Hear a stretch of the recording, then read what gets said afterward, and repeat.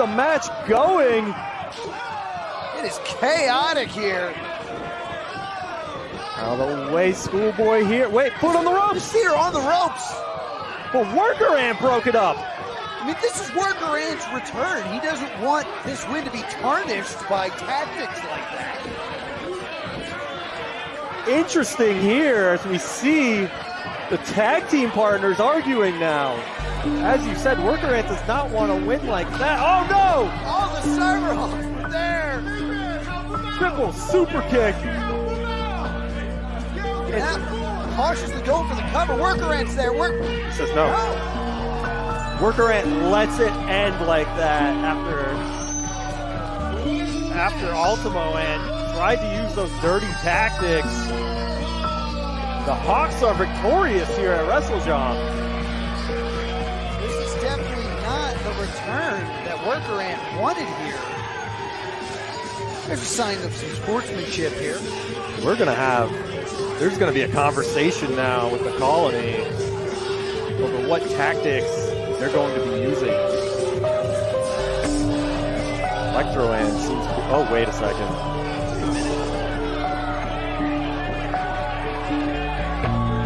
Ultimo Ant a bit frustrated here.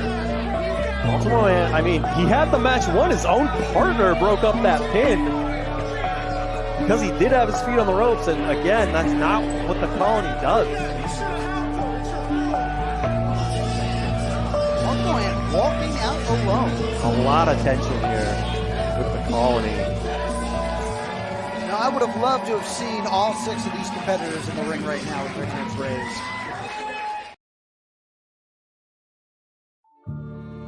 This production has been authorized, vetted, evaluated, and approved for your consumption by Wild LLC. You're welcome.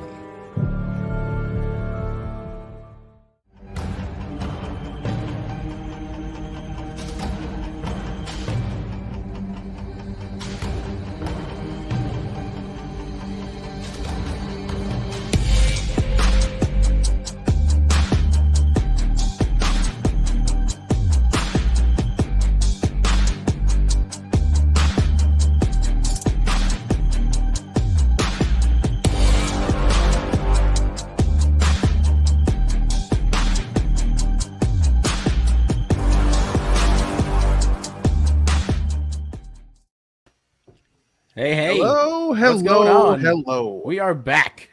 Welcome to another brand new episode of Opinion City. We are glad you were here. Yeah, Thank right. you for joining us. Yes. Another Sunday. We've got a great show for you today. We've Absolutely great. got some great guests. We've got some questions and things to discuss. Absolutely. And, so it's going to be very interesting to see what happens today. To the also, brass tacks here. That's right. Also, remember to stay tuned to our main event as we present some very special top fives today. We're super excited about that as well. But before we get started here, just a few things. If you do enjoy Opinion City, we've got 3 very special and free ways for you to support us. Number 1, hit that like button. Hit that like button. That's right. Let us know that you enjoy what we're doing here. Just the old thumbs up. That's correct. Number 2, smash that subscribe button. Smash it. Destroy it.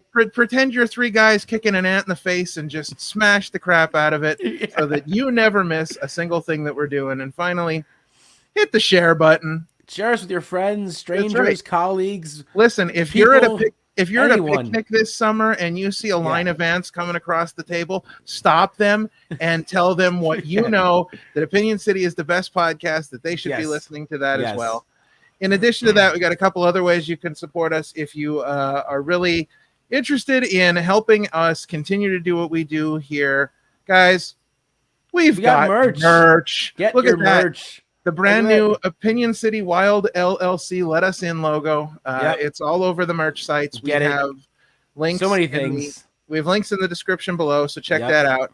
Guys, follow at Opinion City Pod to see everything that we're doing here with our group of podcasts. Follow at Wild LLC to see everything that's going on with the bosses, the Wild bosses, LLC. Our owners. Yes. And then finally, follow and support our guests. That's the most important thing that we do here. You will see their links running across the bottom of the screen. If you see them on a show somewhere, go out and check them out. Say hi. These guys work hard. They do everything Yes. they can. So, get out there and support our guests as well. And with that, Sean, I think it's time. Why don't you let everybody in on who we've got this week and maybe who we don't. Yeah, super excited for this week. We got a returning guest and a new guest, but all in all, we have the Colony on the show, -1. I don't know what's going on. We have Ultimo Ant here, the returning Ultimo Ant. He's back. And the debuting Worker Ant on the show. What's up going on, guys? What's happening? What happened? Where's the third wheel? Yeah. I don't know. Yeah, maybe he's being a bit biased at the moment. Oh, maybe. Yeah. Maybe he's being a bit biased. Maybe he didn't want to have this talk. I heard some rumors, and I just want to throw this out there. I heard some rumors that he is currently being sequestered in Earl Hebner's basement in a special referee 24-hour-a-day training survival camp for maybe something that's coming up that we'll talk about in a little bit. But not with us today, either way. Right. Yeah. All right. So let's kind of start things off here. We saw the video package at the beginning. Yep. I know that there's been. Listen. Our the Opinion City needs to know. They need to see what's going on. What we're talking about here. So yeah. I know that there's been some problems between you, Ultimo, and you, Worker Ant. So what exactly seems to be the brunt of the problem here? And before you guys get started, remember. Don't talk to each other. Talk to me. Oh, I'll talk to you, Ralph. Uh-oh. Ralph, I remember a time when Electro and I weren't winning as much as some people wanted us to. We weren't getting the recognition that some people wanted us to. Right. And we got told, hey, you got to get your name back out there. You got to start picking up some W's. Mm-hmm. And all I'm saying is I had ways to pick up some wins. I was doing my best. And someone breaks up a pinfall that I have, surefire victory, and then doesn't help me out when I'm laying on my back after getting kicked 3 times. 3 people right in the face. How's that going to help us win? I don't know. Okay. Well, Opinion City, right? You gave your 2 cents. You gave your opinion. I'll give you 4. I'll give you 5 if you don't keep that mouth a bit quiet when I'm about to give my opinion. So calm down. Now listen. At the end of the day, I have no ill will, no malice towards anything. I'm all for winning matches, getting your name out there, right, doing your thing. But I'm also a part of a lineage. I'm a part of a legacy, and so are you, Ultimo. So is Electro. Everybody who's a part of the Colony is a part of this lineage, this legacy, and it is our responsibility to make sure that not only do the fans understand that, our opponents understand that, but us ourselves, we need to get that. It's as simple as that. The one thing that we just don't do is we don't cheat to win. Last time I remember, our song wasn't that we lie, we cheat, or we steal. Last time I remember. So all I know is that when we get in the ring and we get the job done, we get the job done by trusting each other instead of relying on underhanded tactics to get ahead. I'm your brother. I'm here. I'm ready to back you up. All you need to do is rely on me. Lean on me a little bit, and I got you. But I was leaning on you to break up that pinfall, but that didn't happen either. Yeah, sometimes if you've been around as long as I have so far, about 14 years altogether, you pick up a few things along the way, and one of those things is that the lesson could outweigh the victory. It could be far more important than that victory. And there was a lesson there for you to learn. And if you're still angry at me, it seems to me that you still haven't learned that lesson. So, well, guys, the match was announced July 14th. It's going to be Ultimo Ant versus Worker Ant with Electro Ant as special guest referee. So my question is, are you guys going to be able to move on after that and still work together once the dust is settled and the pinfall has been made? Yeah, I believe so. On my end, it's whatever happens, right? We're supposed to move on. We're a team. We're a unit. We're the colony. You know, sometimes, and just like any family out there, we bump heads. Yeah, it's all there is to it. As long as all of us can understand that there was a lesson to be learned here, we understand the lesson and we use it from there on forward, we're good to go. And my end, no malice, no ill will. Mm-hmm.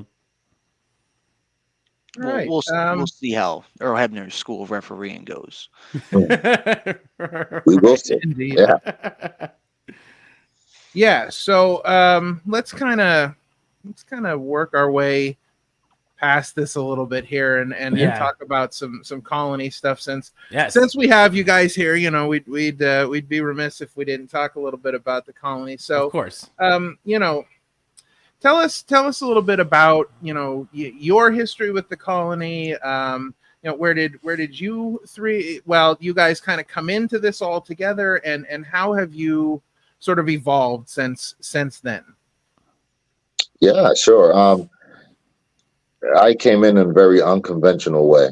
You know, I was part of a group that was called the Get Keto, and we were all, you know, at the end of the day, just we were trying to take the spots of a lot of the big names back then in Chikara. So we came in and we made a name for ourselves by coming in and just attacking everybody we just didn't like. It was as simple as that. And yeah, you know, we went in, we did our thing. The problem is a lot of the guys in my team kind of lost their way, and they, you know, malice really did take over their heart. And with me, it wasn't like that. It was very simple. I wanted to take over on a top spot, and at some point in time, I was able to do so. I ended up joining the colony, and the first people that gave me the opportunity were the fans. Once they gave me a fan, once the fans were on my side, and I had to prove it to the boys that I was one of them, and eventually I did. And we filmed something that was called Ashes of Chikara, and not to go into all that detail, right? But there was a certain suit that was given to Green Ant, number one at the time, and he still just wanted to stand out on his own, and he just asked me, like, you know, why did I do what I do? And at that time, my son was just born, and I didn't want to be a bad role model. You know, I don't want to do that. I don't want to. That's the one thing I don't want him to inherit. Right. So I told him the truth. I was bluntly honest with him. He left the box with me. I saw what it was, and the rest is history, right? Yeah. So I came in a real unconventional way, but Worker Ant number 2, I guess, is my official title now, right? Gotcha. Sure. Yeah. Well, my journey was similar in lack of acceptance when I first showed up. I showed up with Thief Ant. It's the second Green Ant. Fire Ant was not a fan of new ants around after everyone had left him alone previous season. But over time and a bunch of beatings, and with the help of Worker Ant, Fire Ant did grow to accept Thief and I into the colony. And as we know, all Green Ants must evolve at some point. And so that was when the switch to Ultimo Ant became made as the last ant out of the hill. The youngest of the family, as we say. Yeah, it's a long journey to get here. Right. Very cool. So, you know, thinking about that, you've each kind of spent time in Chikara participating in the colony with different ants. So can you talk a little bit, you know, about your experiences working in different versions of the colony, different groups? It's always real unique, you know. Every person is very unique, and they always bring something brand new to the table. So, like when I finally got into the colony, I was working a lot with Green Ant Number One and Fire Ant, and even though a lot of my time was spent trying to prove to them that, you know, they could trust me, Right. I learned so much just by watching them. You know, it was just there were those two. I think for me just started it off, and then once we got Soldier Ant, you know, uh, and his head right back into the game again, and he saw that, you know, I was there helping him out all that time. It was like by proxy he trusted me as well, and I tagged with him a few times here and there. But then, you know, it was like at some point in time I just started kind of thinking to myself as like the bridge, I guess, between a lot of the generational ants that we've seen along the way. One of my last matches with Chikara, I remember we had, I feel like I'm trying to remember if it was like a 10-man tag, like a 5-on-5. I feel like it was a little bit more than that. But we had I was able to get Soldier Ant, Fire Ant, Green Ant, myself. At the time he was Arctic Rescue Ant, but later on then became Bullet Ant. Who else? Missile Assault Ant and Pink Ant, Pinky Sanchez as well. And that was I think that was the first and only time that so many of the ants were able to be all in the ring at the same time on the same side. And I was so very proud of that. I, you know, just seeing this, even though, you know, there was some history between some of the ants and everything. And it was one of those things that like, hey, you know, if we could all get on the same page and we could all, you know, focus on the same goals, we're gonna do very, very memorable things. And we did, and it was just all everybody brings something unique, and it was so much fun getting in the ring with all of them, you know, against them and with them, you know, truly a pleasure. Yeah. What about you, Ultimo? I was gonna say, well, I haven't gotten a team with as many variety of ants as Worker has, because we were kind of left to our own devices for a while. But it is fun teaming with Electro. We are. I frequently laugh that we would make the video game developers very happy. A lot of our offense is based around doing tandem movements that match to a T, which is great fun. Same animation for the artist to make up.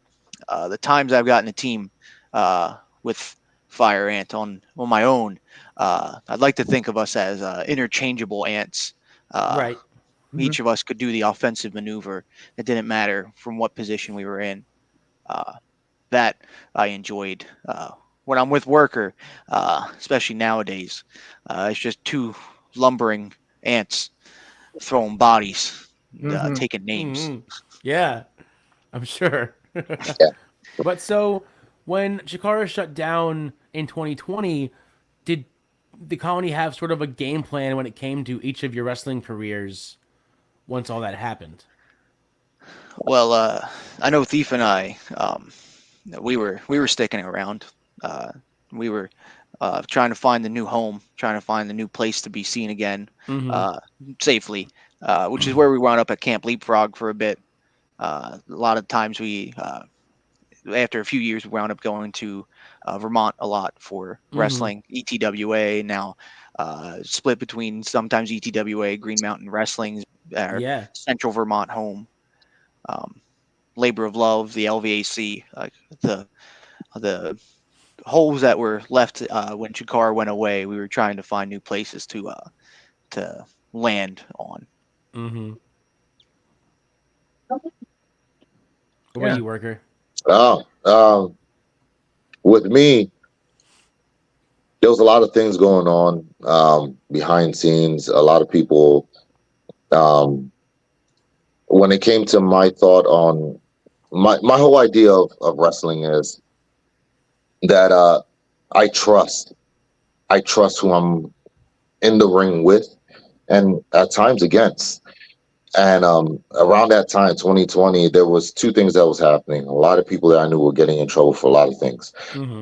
So my trust for a lot of people was wavering, to say the least. But then at the same time, I think like maybe 2 months prior, my second child was born, my daughter. She was born. She was born the day of the pandemic. Oh, The day wow. they announced it. So we were in the hospital. It's like Walking Dead, all cars, no bodies, all that Oh, stuff. Jesus. Yeah, it was crazy. Wow. Wow. So within those two things, I came to a decision at the time that it probably would be best for me to just step back from wrestling and know and be somewhere where I know I could have guaranteed happiness, and that's with just my family. At the time, I called it like, me retiring, because I honestly did not see myself coming back, because it was difficult for me to continue to like trust where it was being wavered. And so I just didn't see that happening. But yeah, that's I wasn't planning on coming back. This to me in my head is all new. Yeah. And I love it, but like it's all brand new, and I think that's what, to me, the most exciting thing about it at the moment. Right. Absolutely. Yeah. So the Colony won King of Trios back in 2018, and we kind of talked and touched a little bit on this storyline, but just kind of talk a little bit about that storyline leading up to it, the amazing sort of payoff at the end of King of Trios, and just kind of what it's like to win King of Trios, what it's like to be a part of that whole, because King of Trios is this massive thing. It's it's become this massive sort of legendary thing now that we no longer have it. But it's just talk a little bit about being a part of all of that. It was grueling. It was the longest 3 days of my life. Right. 4 matches over 3 days. Started off against the Proteus Wheel, the big science monsters that have no regard for their life or limb, and that translates to how they feel about you. Right. Miserable. Yeah. The second day with Fist crossing over into the classic history of Chikara rivalries, Fist and Colony, with the new iteration of Fist and a new iteration of Colony. Long match, 32 It was minutes, a I long believe. match. Yeah. It was. If getting beat up by science monsters the first night wasn't going to wear us down, that certainly took the cake. Sure. Right. And then right after we finished, there comes the Team Beyond, takes out Fire Ant. We have to wrestle them. Third day, first match, 2-on-3 for most of it until finally Fire comes back.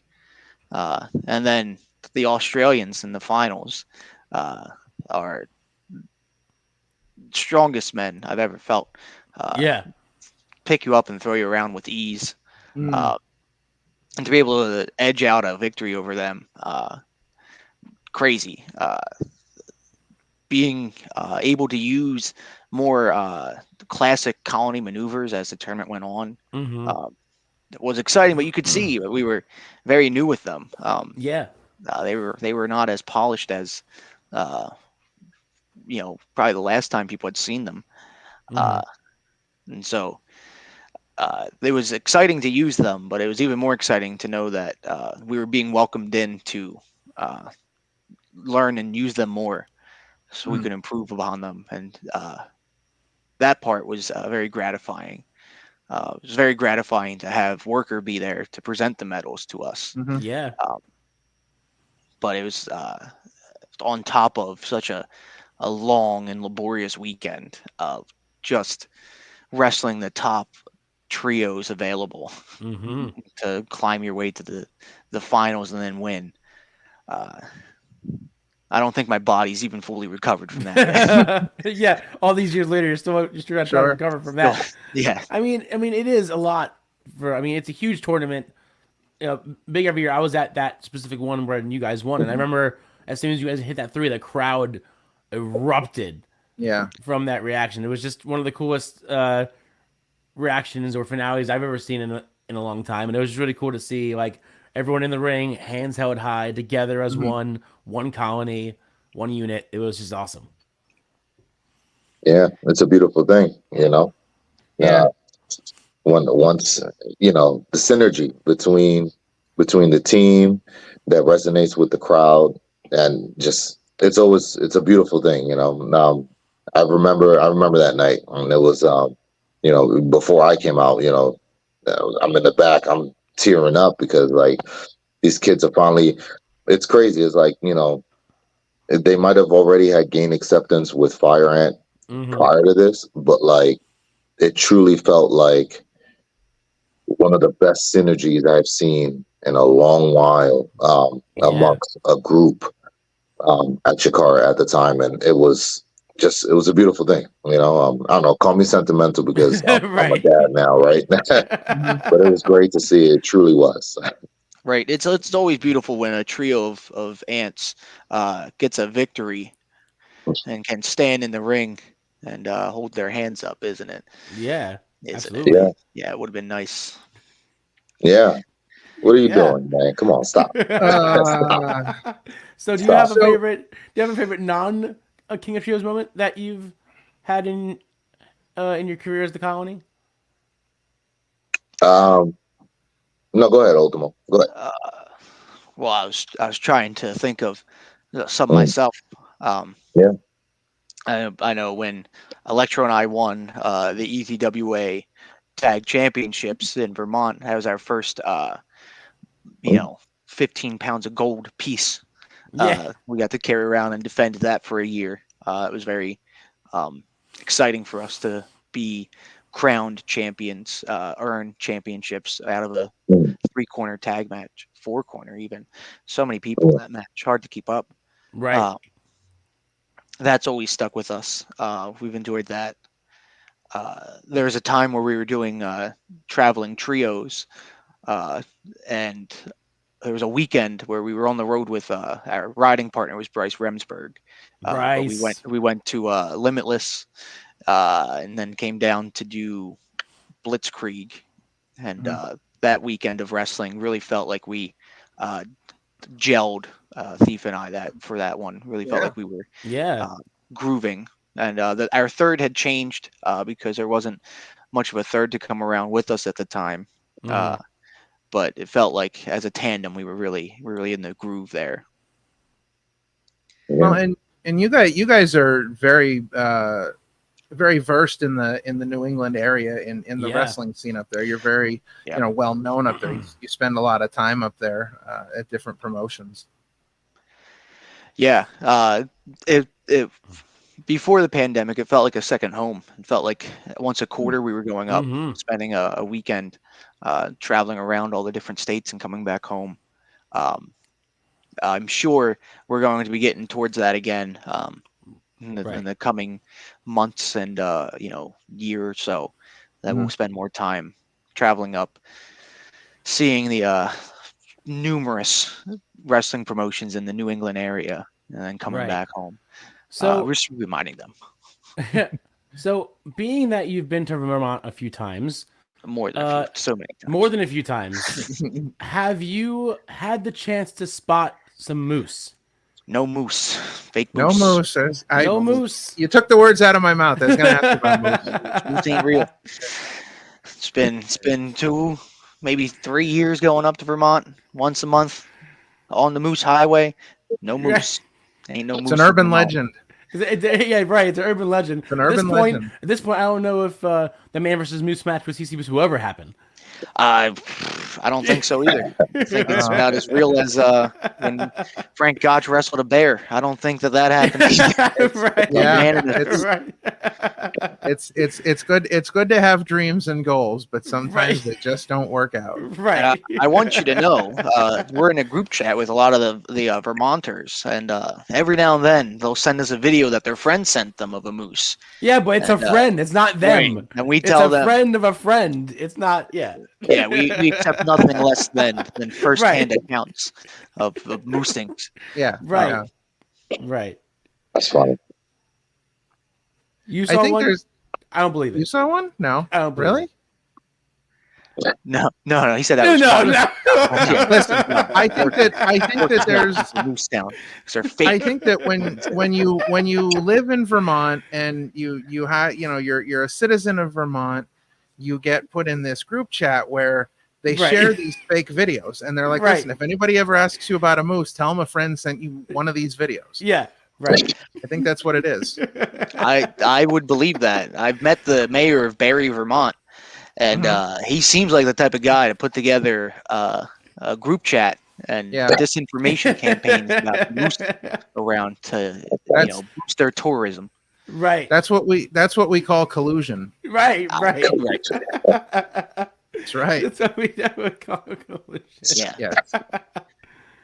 So this question is specifically for Worker Ant, something I was kind of wondering about. So you were a part of Chikara, not necessarily talking about the 2020 shutdown, but the previous shutdown, as you had mentioned with Ashes of Chikara. You appeared in that movie. So what was it kind of like to be a part of Chikara during that time when the whole like shutdown angle was going and all these new like little wrestling companies were coming up, like, Wrestling is Fun and all these things. It had to be just a crazy time to be a part of, the business with all that stuff going on. Yeah, it was. I don't know. I mean, I could have been a bit biased around that time too, because I honestly thought that that Chikara at that point in time was one of the tops, and then that angle made us white hot because we decided to do something that that a lot of other companies were afraid to do for the sake of a story. Yeah.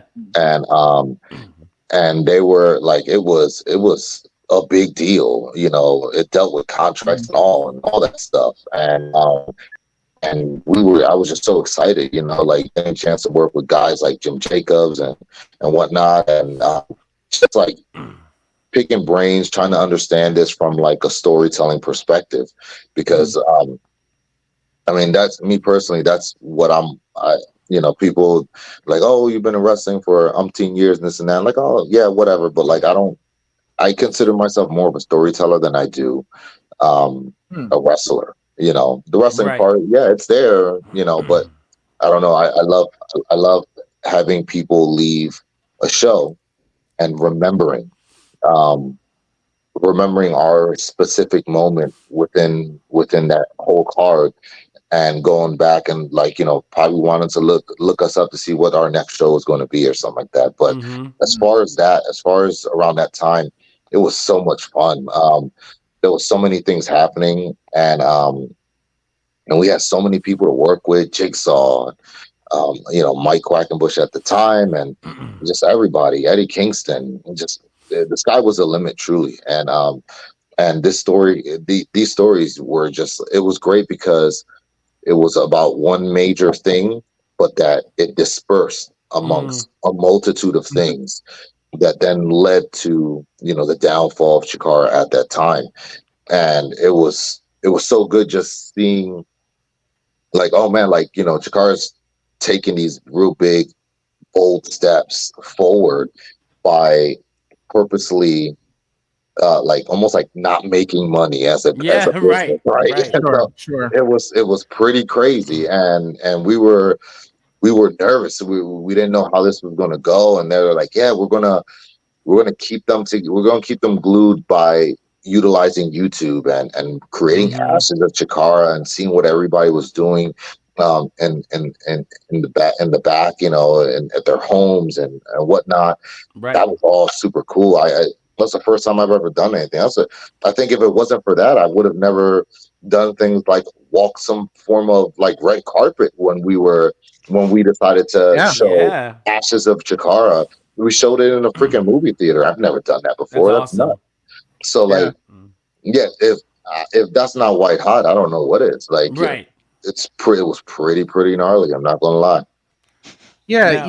Chikara is this very interesting place because it seems like, with all the creative minds they had there, Chikara was always taking risks with things and always doing things differently, and this was kind of like the culmination of all of that. I mean, just looking at some of the things they've done. I mean, who would have ever thought we would have a wrestling group of ants? But here we are, and it's something that at the time, they're taking all these chances on and doing things differently. But I think it really resonated with the fans because Chikara was the kind of place where fans were rewarded for paying attention. They were rewarded for being invested in storylines. We used to talk about Chikara, like anything that happened in Chikara, it's happening for a reason. Pay attention to everything, because if something happens, like, my favorite example is the Chikara yearbook, where they talked about the Chikara yearbook, and then years and years and years later, there's Mike Quackenbush standing in the ring talking about like a new Chikara yearbook, and people have forgotten about this because it's been years.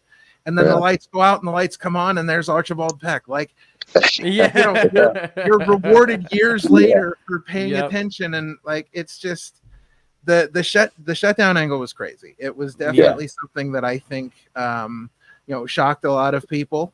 But again, like you said, it was so interesting the way they handled it and the way they went about keeping Chikara going without keeping Chikara going. Right.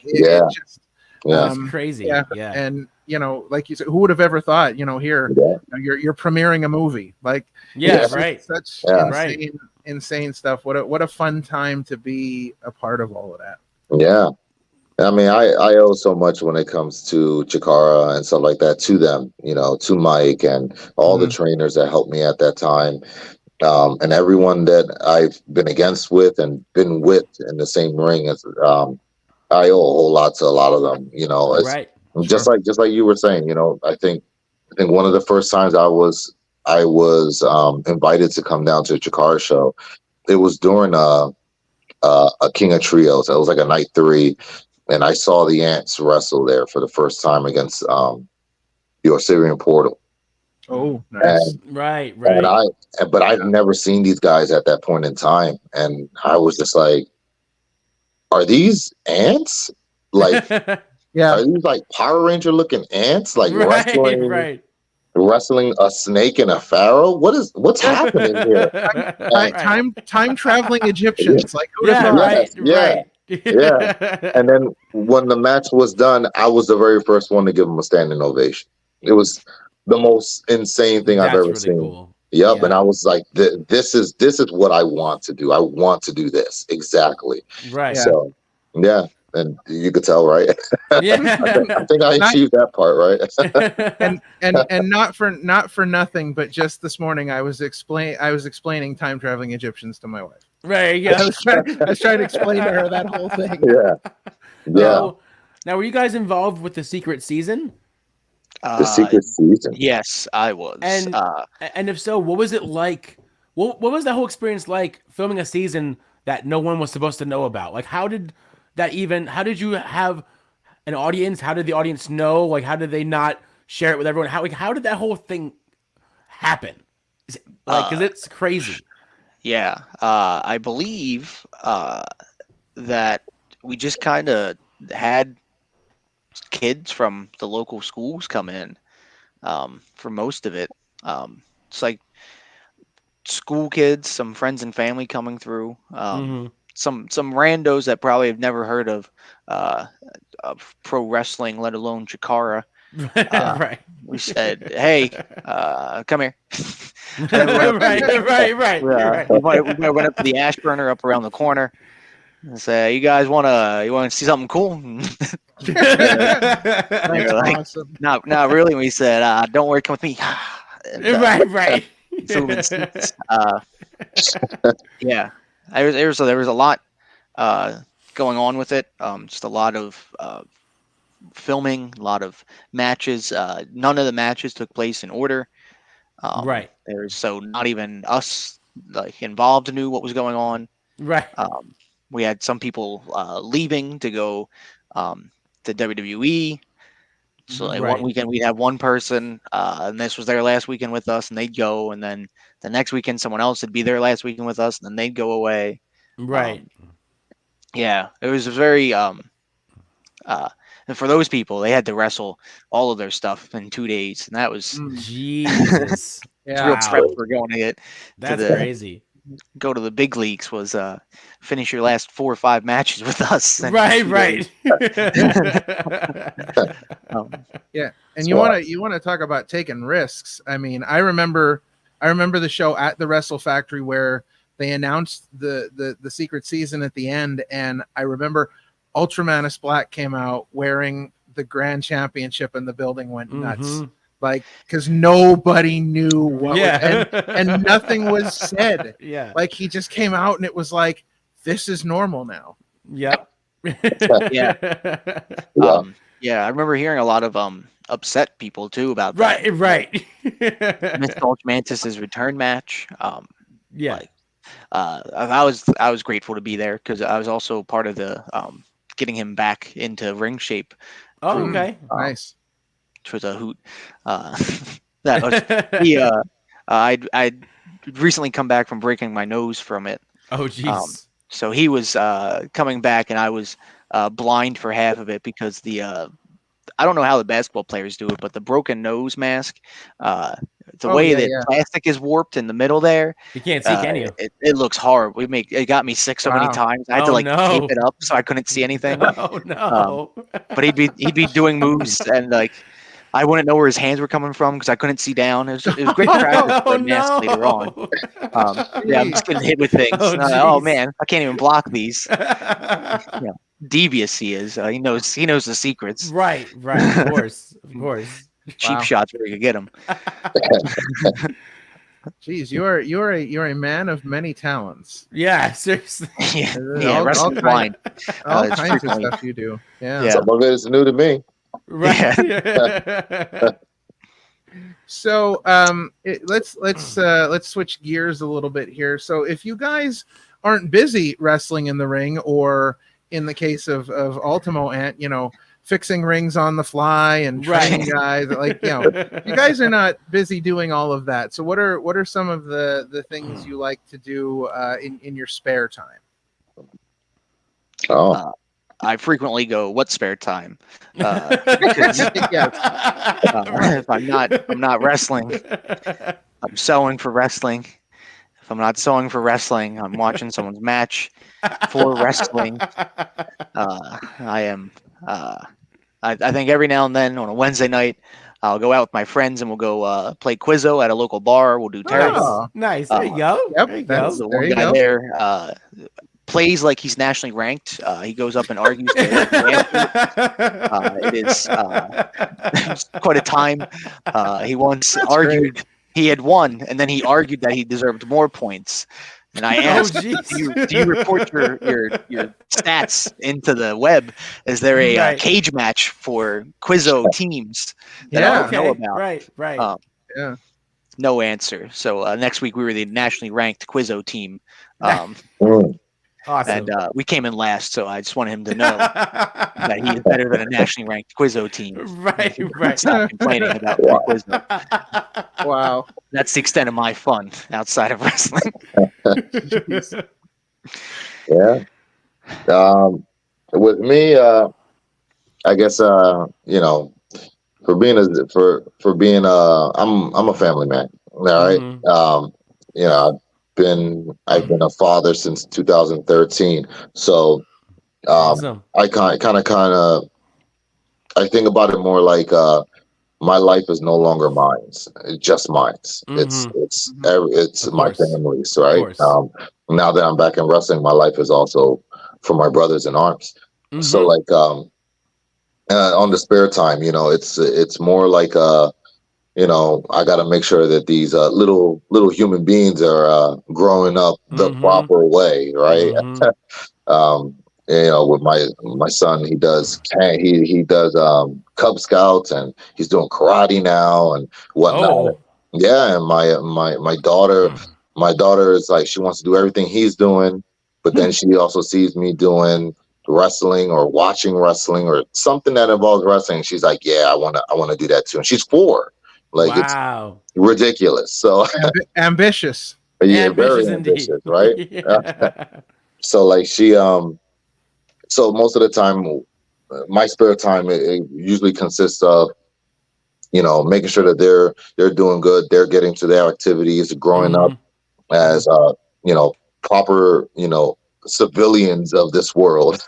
Yeah, and yeah. and when not that, and most of the time it's like I'm just trying to better myself health wise, again, for my teammates, but also for myself as well, because I ain't getting any younger. And Right. and, like what was it, 2023, I want to say in March of 2023, I think up until now, I think I lost like about 70 something pounds just trying to. Wow. I'm just working. Congratulations. That's That's amazing. Yeah, That's thank That's you. insane. I Yeah, good for appreciate that. you.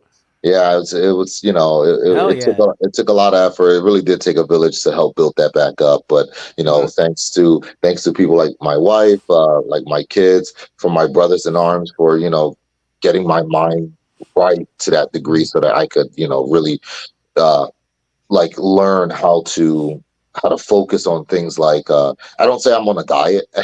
Right. I just say I cleaned up the way I ate. There you go. All right. And if That's amazing. Yeah. yeah, it's a whole lot, mind over matter type thing, right? Yeah. So Sure. so now that I got everything going and stuff, I guess I don't mind, so it doesn't matter. Right. But yeah, it's working out. A lot of my time is not really my own anymore. So Right. it's to whoever's within my circle. Yeah. But So- you've also been your quite book- the busy ant, and really living up to your name, Worker Ant. Can you talk to us about some of the books you've written, as well as your print-on-demand business known as Breezy Butterfly Studios? Yeah, it's something that both me and my wife came up with. I want to say maybe a year ago. It was like I was just looking up some things to try to figure out what to do, like to try to like. Yeah, I have a little bit of a creative bug, so does she, and we were trying to figure out how to express it, I guess. And and I just one of the books, the first book I created was. It's called Dang, I Forgot My Password. It's a password. It's a password logbook. That's awesome. You can find on Amazon right now, and I'm and about to buy that.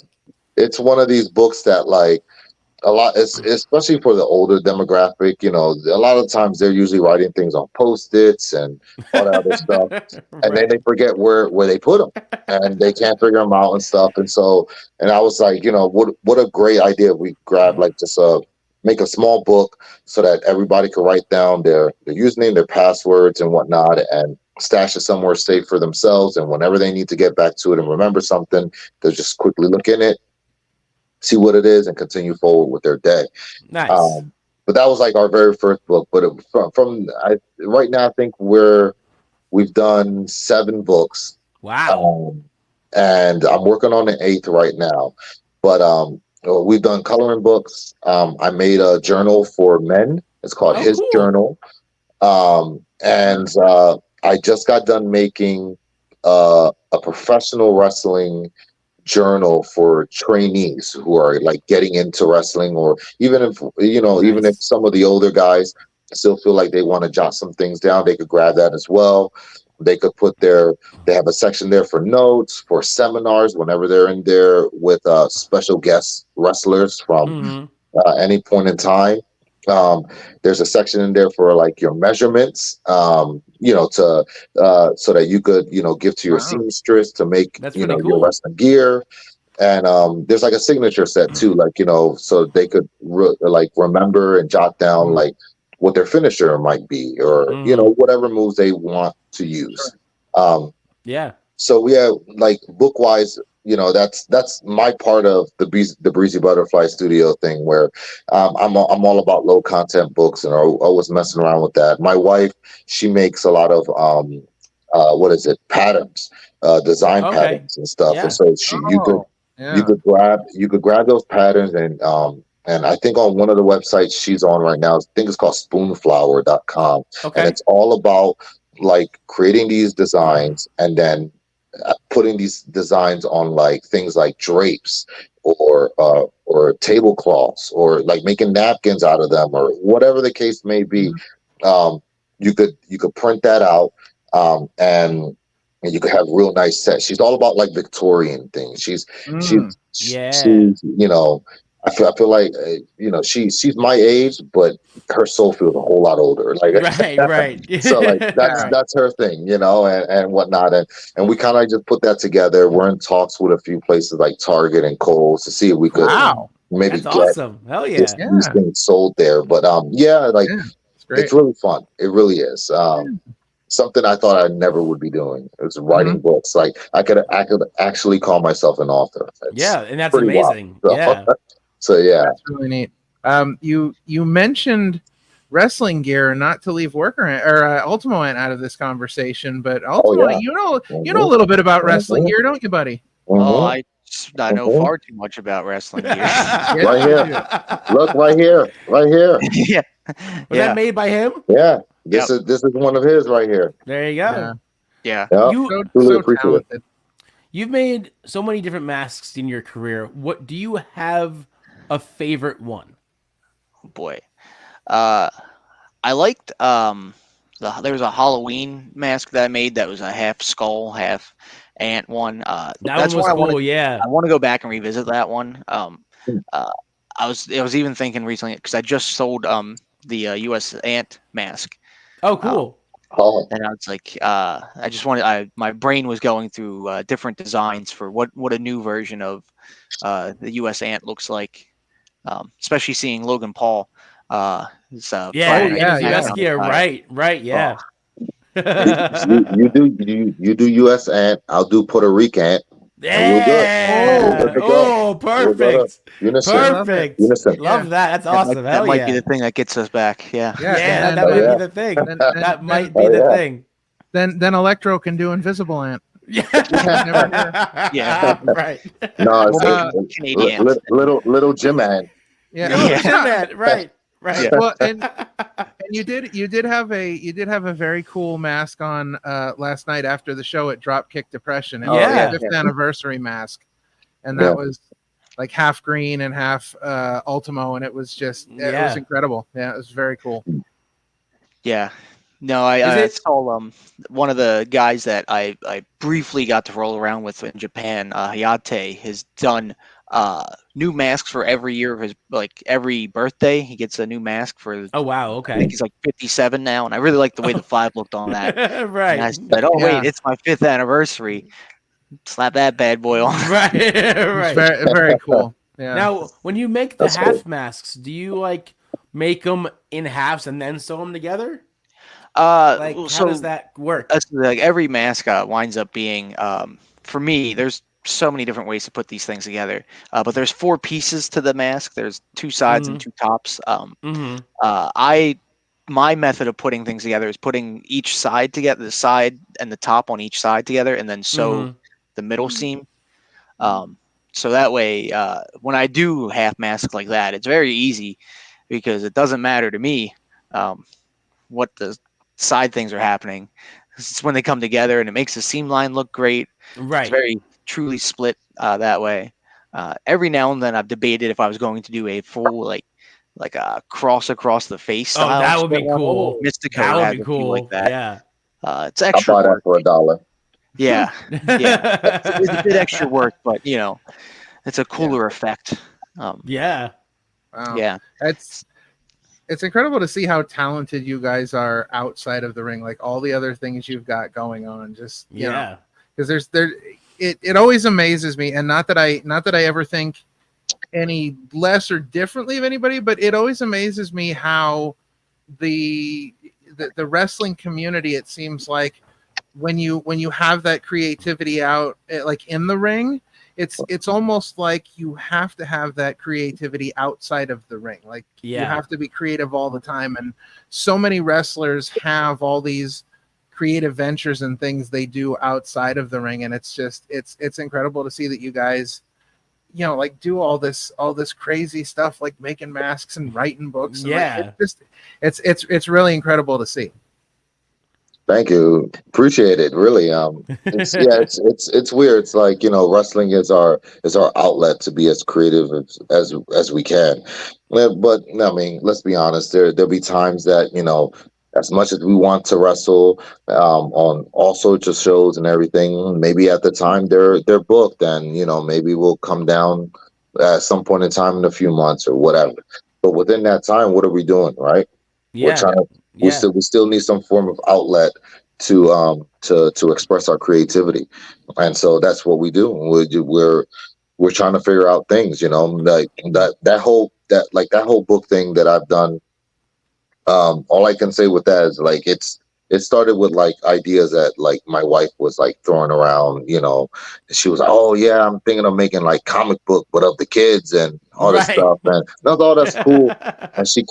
And and then it kind of her thing, it kind of like snowballed from that to then doing scrapbooking and into water painting and all that stuff. And now she has so many outlets on how she creates her designs. And mine's did the same thing as well. I ended up wanting to like just learning how to draw like Japanese, like manga type of styles. Yeah. And I was getting I was getting a good vibe with that, and it just kind of like just snowballed into more things, and just that's what's cool about it. Like you're always trying to find something, something to do on that you could really stick your creativity on, and absolutely. And then when you find it, like you guys, right, with your Opinion City and everything, think about this, right? Like it's just you need to express yourself in so many ways, but like one of them will stick out a whole lot more than the others, and that's the one you kind of like you lean on and you kind of go in that direction, so you can figure out how you can like do two things, right? Where like you're learning how to express yourself in a different manner, but at the same time, some of those things could also help out other people. Yeah, absolutely. Prime example, Ultimo with his mask and stuff like that. How many people now go to him, so that they could cover up their ugly mugs? No, I'm just joking. Right. I only take ugly customers. Ugly customers. Oh. Wow. That's big, buddy. That's well, speaking of the masks, we have a question from someone in the chat here. Good friend of the show, Devin, the tribal chief. He would like to know, where did you learn to create masks? Yeah. So I learned through Closet Champion, which is Ophidian and Kate Nix. When I started, I came to Chikara mostly because of the masks, mostly because of that style. Really, there wasn't anything like that anywhere else except for Rey Mysterio, and everyone knows you can't just have one Rey Mysterio. You want to have a lot of other people when you want to wear a mask. So knowing that I wanted to start making masks, when you half graduated from the Wrestle Factory, like as you're a rising senior, they would give you a student mask. Mine did not fit. They said it's okay. You're only going to wear it for like 3 months. I wore it for a year. And I said, I want this to fit anyway. We were doing a lot of student shows, like a lot of background prep work. And every time I would bend my head down, the eyes would go from where they are to down to my nose. Oh no! So I would duck a clothesline and hit the ropes, and I'd look back up, and I couldn't see where the person was, and I would just kind of guess. Like this, oh no! Throw an arm out. Yeah, it's a surprise to me as much as the person taking a move. And so in the background, I secretly, after I got told don't worry about it, kid. Like, you're not gonna be wearing this forever. I started trying to make my own. I corrupted Yolanda, the designer, to come with me to go find the exact same materials. This was the other problem. It had to be the exact materials, so that way they never knew I made my own. Yes. Right. The ugly truth comes out now. Yeah. Right. I've since told Ophidian the story. But Yolanda and I went to a Fabric Row in Philadelphia, and I was like, Yolanda, she's like, this is close. I said, close isn't good. It's got to be it. Exactly right. They're gonna know. They wouldn't have cared, but they're gonna know. So I finally found it. I started looking patterns up online, and tell you, finding patterns online for wrestling mats when I started making them. There's a one spoon flower design that had exactly one mask. So I had to look at that and be like, oh, I'll see if I can figure out how that works. Put together 15 of them. It didn't work. I lied. I took Ophidian out to lunch and said, I said, hey, I'm graduating college soon, and I want to make a mask for that. Can you help me make a mask for that? Oh wow! And so I showed him my terrible ones, and he said, "Sure, I'll help you come up with a mask for your graduation." He showed me how to make one. I made a new one in my colors. Told him, never told him for 4 years. That's amazing. And then when I started becoming Green Ant, he was like, "Oh, since you wanted to make masks, he's like, you can make your own mask, and I won't charge you for that, and you can come help make your gear, and I'll knock some of the price off." There you go. And what a fool he was, because I was so bad at making the mask.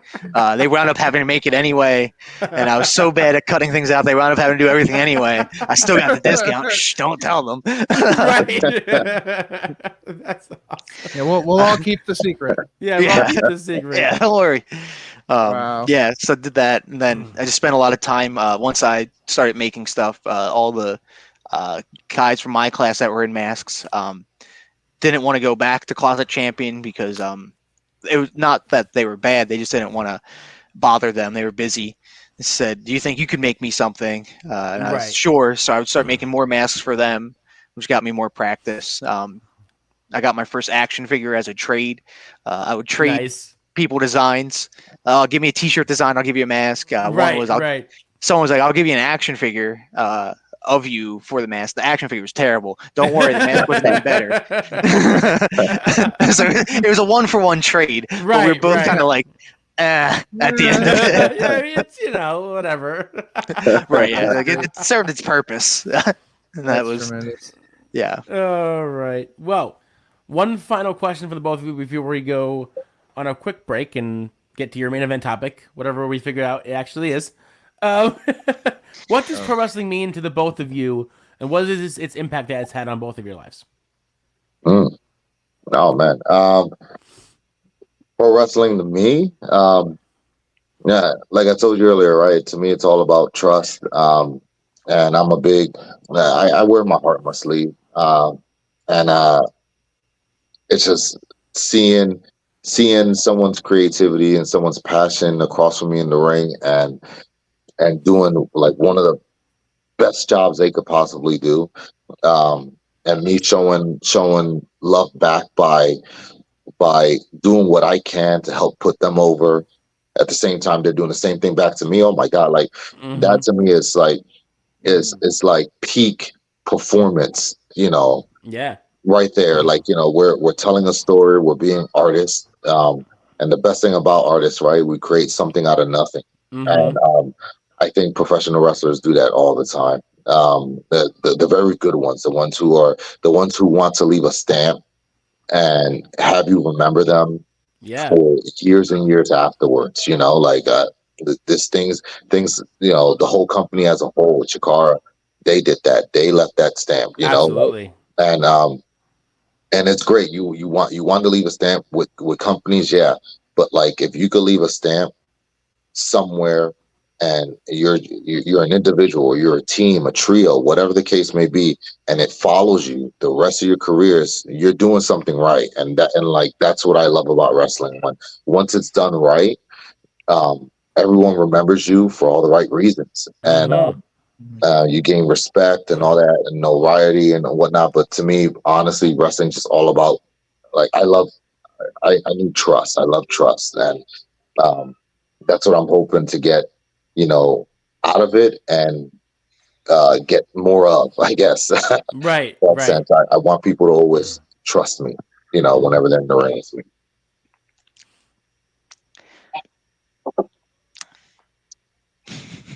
Go ahead and say something smart. Go ahead and say something smart. Go No, ahead. no, I'll reel it back. I'll keep it. Oh my. No, I'll be fine.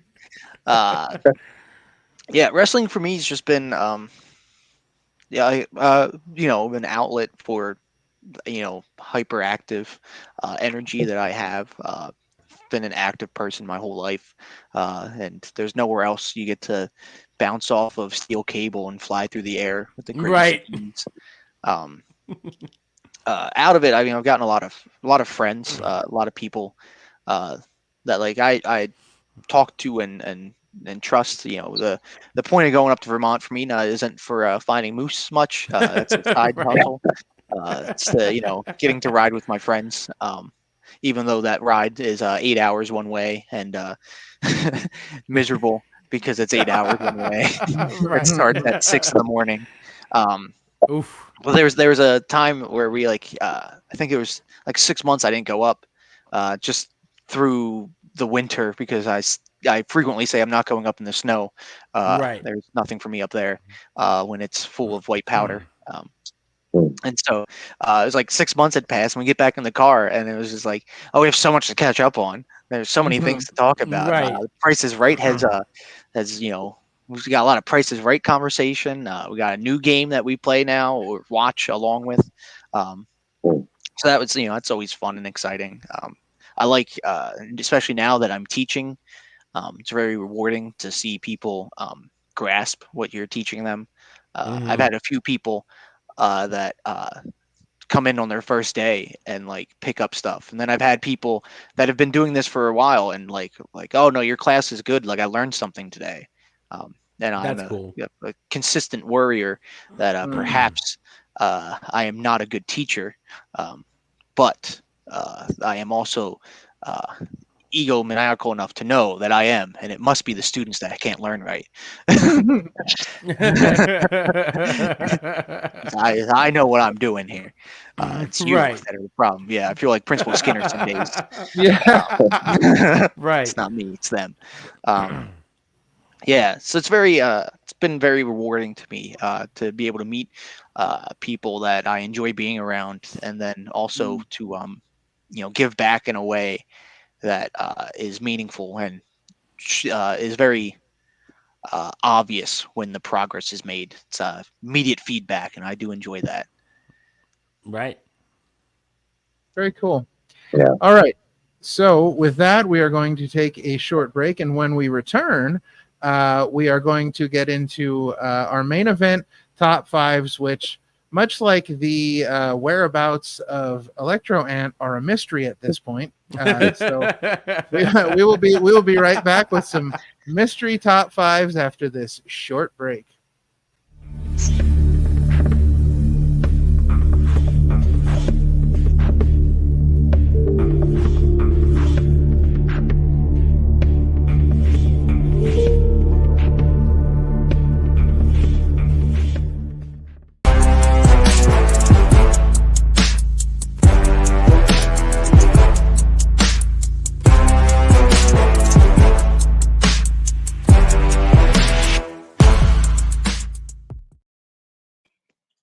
All right, gentlemen. We're back. We're back. Yeah, it's time for some mystery top fives. Shows. Yes.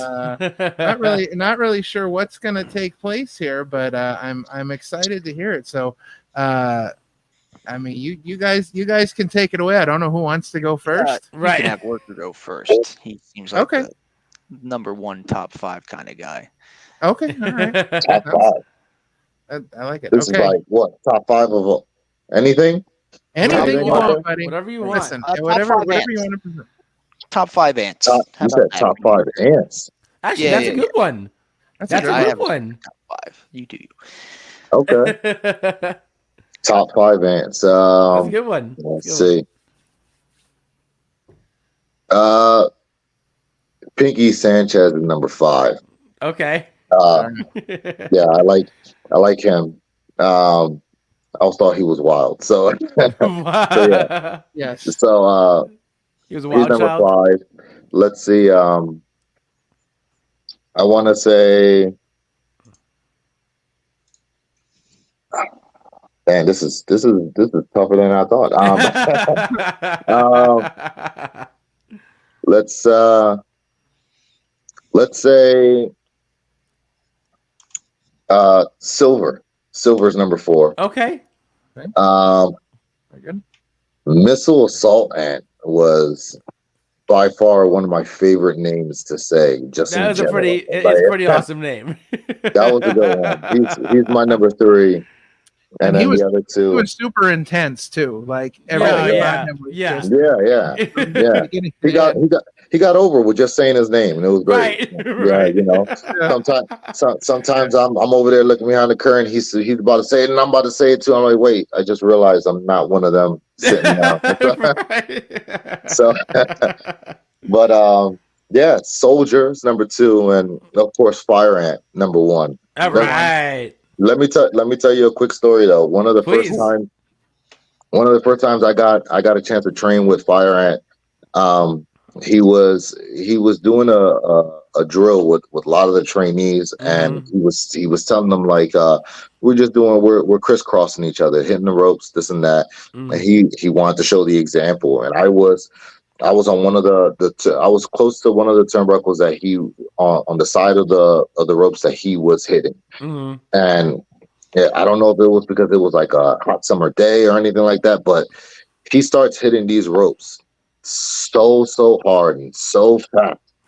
No lie, it really did feel like he was absorbing all of the oxygen that I was trying to inhale. Oh, geez. Wow. Like I went from breathing like, regular, like, and then all of a sudden I catch myself in the middle of it going, oh no. I'm not the one hustling. I'm not the one doing this thing. It was the most wildest thing ever. And I was like, my goodness, this man is ridiculous. So yeah, he's my number 1. Wow. Awesome. That's funny. Yeah. Ultimo. I've got a different top 5. I got top 5 betrayals in all of history. Yes. Ooh, I'm excited. All right. This is the reason why we got to match against each other. This is why. This is why. Don't blame the top 5. The top 5 is good. Top 5 is pretty good. Don't blame the top 5. Very solid list in top 5. Top 5. Mad Eye Moody. I had just watched Harry Potter and the Goblet of Fire right before this. Mad Eye Moody, bad man. Number 4, Brutus Longinus. E tu, Brute. How dare you stab your friend on the steps of the Capitol? Man. Number 3, Benedict Arnold. Terrible. Yeah. Big betrayer there. Great breakfast. Terrible person. Right. Sorry. A lot of ham and egger that Benedict Arnold was. Right? Number 2, Judas Iscariot. Took out my boy Jesus. Not a fan of that. Number 1, Worker Ant. Number 1. Stab me right in the back. I don't forget me. Oh boy. No stabbing. Believe me, no stabbing. If it was something of the sort, believe me, you would have felt that a little bit better.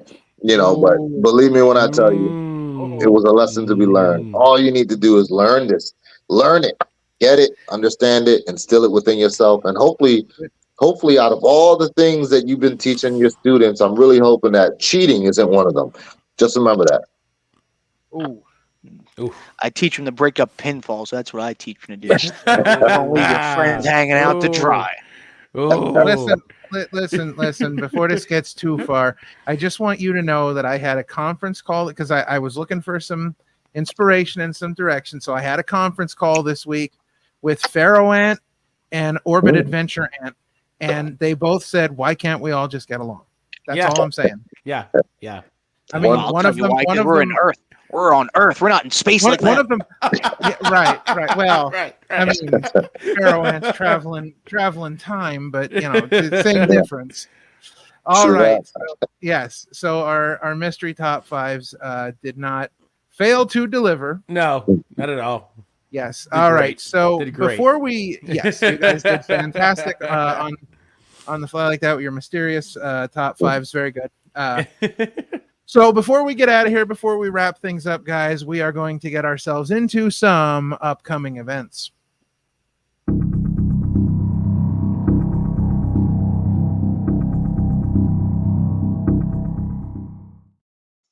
All right. Wild LLC with their influence all over the place. I know. Not that anything you guys are doing is necessarily impending doom, although we did talk about your big upcoming event. Yes. There it is. The big one. So, I want to get your final thoughts on this match as we talk about upcoming events. But before I do, I think the big question now is, will Electro Ant be there? Right. Is the big question at the moment. He better be. We're not going to have a referee. Right. Yeah, right. I mean, somebody's got to count the pin. Yeah. You know? So July 14th, obviously you guys have a big match coming up. Final thoughts on that, and maybe just a few thoughts on the event itself, because again, this is Comrades for Vlad. We're all coming together to help support our good friend Vlad Radinoff. So just some thoughts on the match and some thoughts on the events itself. Go ahead, Ultimo. Go ahead. Share your knowledge. Do your thing. Share the wisdom. As they say, both of us are very grateful to be included in Comrades for Vlad. We love Vlad Radinoff, great ring announcer, wonderful human. So we're both happy to be there. I believe at the end of the day, this match will show perhaps that maybe if someone wants more victories, someone taking a loss is going to happen. May the best ant win, as they say. I believe Electro will call this smack dab down the middle. I've known him for long enough to know he is a man of upstanding character. I believe this to be a solid contest between two ants, who maybe the younger one with the younger body's gonna the edge out. Got some new tricks up the sleeve, as they say. Ultimo 2.0. Right. Grand Ultimo. I love it. Grand Ultimo. I love it. Grand Okay. Ultimo. Well, All right. I mean, when it comes down to it, really, all of this is for a great cause. Vlad, another brother of mine's, truly love him. It's a shame what's going on and whatnot, and just in any way we could help, by all means, I think we should. He's helped throughout many years. He's helped put us over. And this, in my personal opinion, is like the least we can do. And as far as the match goes, I've wrestled my brothers in arms on multiple occasions. It's funny, all those times before, it was always about something. Something needed to be learned at any point, whether it be from Fire Ant to me, whatever the case may have been, from me to Bullet Ant at the time, whatever the case may be, we were trying to help each other learn lessons, and the only way professional wrestlers learn lessons, getting in the square circle and beating each other down. Yeah. Right. So this is just a thing that, like, something didn't resonate with me. Ever since I came back, something was going on where all of a sudden we were winning matches. The boys were winning matches, and but for some reason the crowd wasn't reacting so kindly to it, and I didn't understand why, and I didn't know what was happening. And when I finally saw it, I wasn't going to tolerate that, and this is not, like, again, your life and your career, more importantly, is not just your own.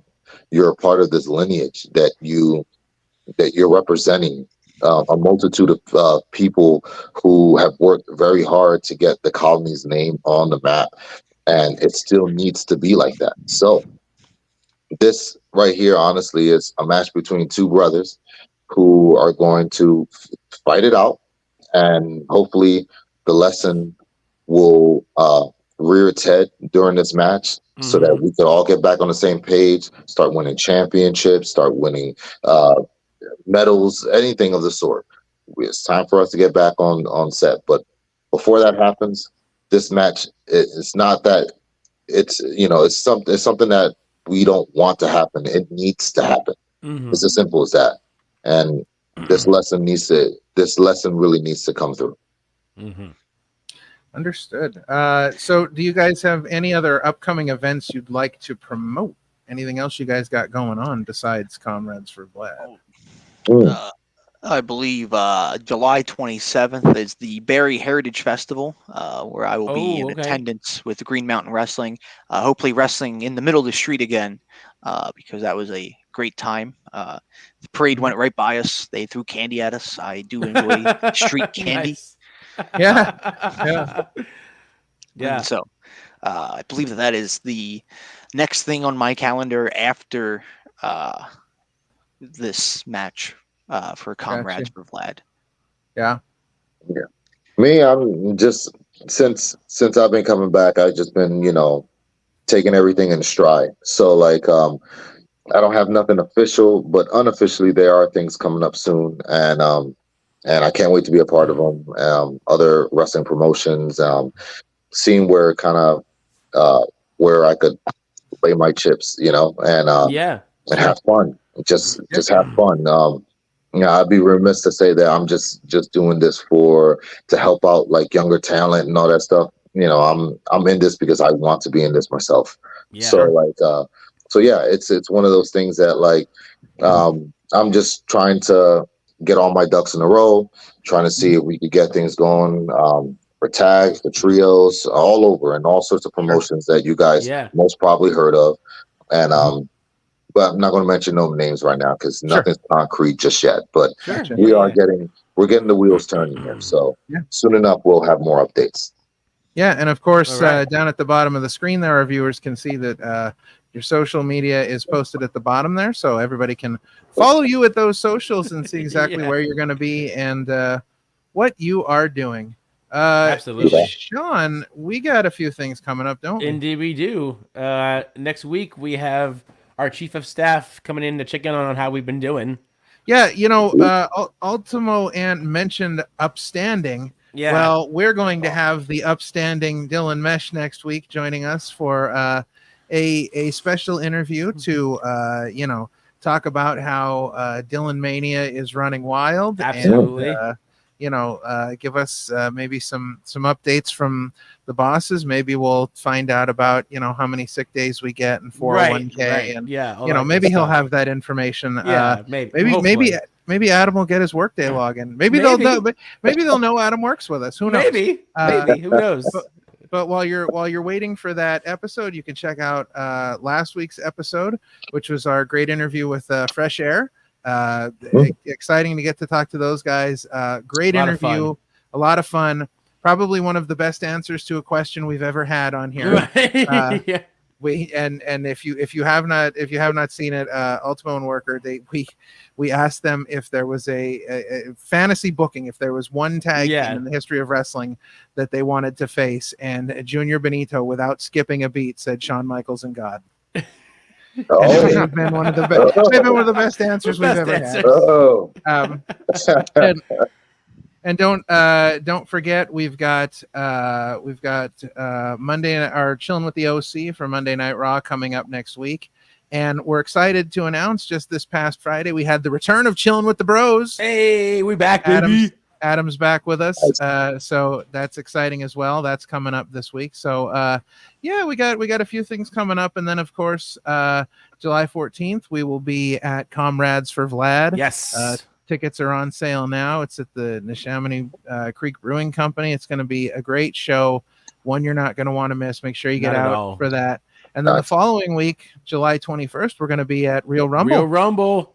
at the Oh, Mahoney yeah. Drive-In. So Oh yeah, that's another exciting show if you're in the my very first area. Rumble. I can't wait. Yeah, My first. make sure you get there. Yes. It's a pro wrestling vendors market and then live professional wrestling. They actually set up a ring right in front of the screen and have live Yep. professional wrestling. And when the sun goes down, we are all watching They Live with Roddy Mhm. Piper.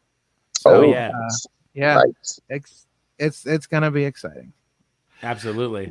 Gentlemen, it has been an interesting and exciting afternoon having you guys on again. Yes. Always good to get to talk to our friends in the colony. Yes. Great indeed. seeing you guys. Great seeing you and Electro last night, Ultimo, and whenever we get to get a chance to catch up down the road, it's always fun. Always. So thanks for joining us today. Thanks for giving us your time and willing to dive in and talk about what's going on with the colony. So Yeah. we Yeah, look forward most to seeing definitely. you guys in July. Yeah. Yeah, no, we appreciate it, man. Thank you so much for letting us, speak our minds and Of course. say what's going on and whatnot. You guys are doing a great job, an incredible job, really. And yeah, we hope to see you guys soon. Maybe we could do this again in the future. Of course. Of course. When everybody's, on the same page, right? Right. So, Right. You guys So, are yeah. you guys are always welcome here. You know that. So Thank you. Always. Appreciate it. all right. So guys, be safe. We'll talk to you soon. We'll catch up with you in a few minutes here. Thanks, man. All right. Another fantastic and fun show. Absolutely fun episode. Definitely makes me excited for Comrades for Vlad. Not that I wasn't already. No, but now I really, but, yeah. I can't Psyched. wait to see these two get in the ring and hopefully settle their differences and get the colony back to colony business and get them all on the same page. Back on the same page. Yeah. So. All right. So remember, guys, please like, share, and subscribe everything we do here. We appreciate all your support. We really couldn't do this without you. It's been another fantastic episode. Absolutely. Just remember, always fun. Catch us tomorrow night, chilling with the OC. Friday, chilling with the bros, and then we'll be back on Sunday with our Dylan Mesh episode. So, guys, thanks for tuning in, and we will see you guys next time. We out. On behalf of Wild LLC, this has been the Opinion City Podcast. It has been your pleasure. Happy trails till we meet again.